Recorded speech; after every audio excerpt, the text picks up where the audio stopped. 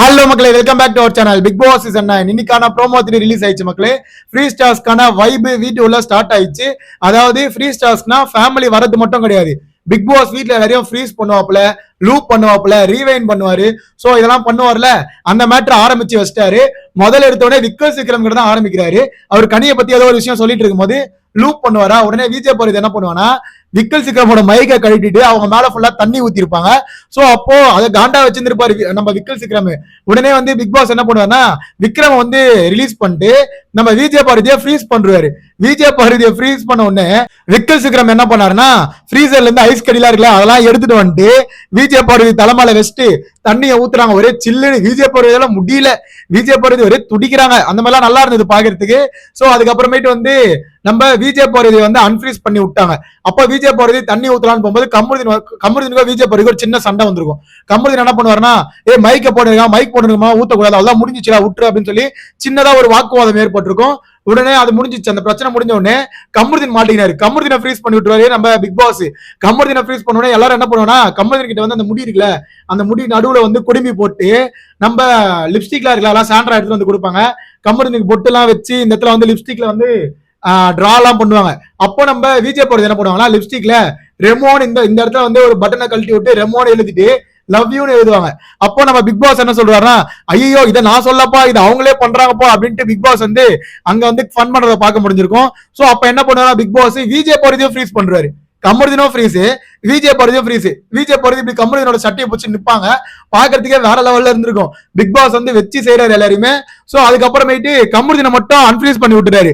கமருதீன் இதான்டா சாக்குன்னு சொல்லிட்டு விஜய் போறதுக்கு வந்து நாமெல்லாம் போட்டு விட்டு மூஞ்சி ஃபுல்லா கிரிக்கிட்டே இருப்பான். இந்த இடத்துல வந்து கிரிக்கிட்டே இருக்கும்போது நம்ம பிக் பாஸ் மறுபடியும் லூப் அப்படின்ற கமருதீன் போட்டு கிரிக்கி தள்ளுருவான். சோ விஜய் போறதை போட்டு அடி அடி நடிக்கிறானுங்க.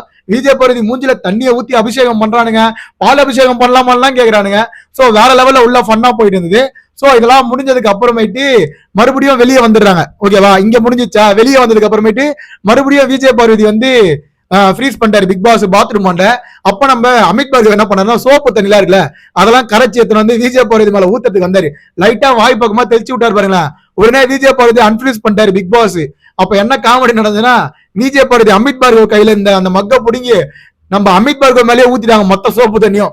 வேற லெவல்ல இருந்தது அதெல்லாம் பாக்கிறதுக்கு. அரோரா மட்டும் இங்க கொஞ்சம் சேடா இருக்க மாதிரி இருந்தது. பட் ஆனா கடைசியில் அரோராக்கும் வந்து ஆப்போசிட்டாரு பிக் பாஸ்.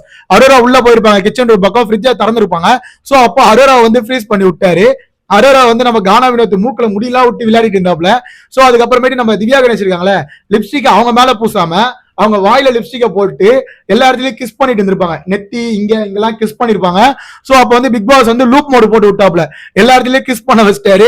அதுக்கப்புறம் கானா வினோத் அங்க ஒரு தக்லைஃப் குத்தாப்ல, பிக் பாஸ் எங்களுக்கெல்லாம் இந்த வாய்ப்பு இல்லையா, எங்களுக்கெல்லாம் கொடுக்க மாட்டீங்களா, நாங்களா பண்ண மாட்டோம்ட்டு அங்க ஒரு பொண்ணாவே போயிட்டு இருந்தது.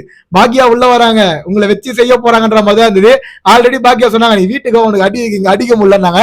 சோ அதெல்லாம் வந்து நல்லா ஃபன்னாவே போயிட்டு இருந்தது. ஓகேவா, இதுக்கு அப்புறமேட்டு யாரோட பேரண்ட்ஸ் வர போறாங்கன்னா, நம்ம சபரியோட பேரண்ட்ஸ் தான் வீட்டு உள்ள வராங்க. ஓகேவா, சோ அந்த ஜியோ ஹாட்ஸ்டார்ல போடுவாங்களே அந்த ஹெட்லைன் போட்டானுங்க.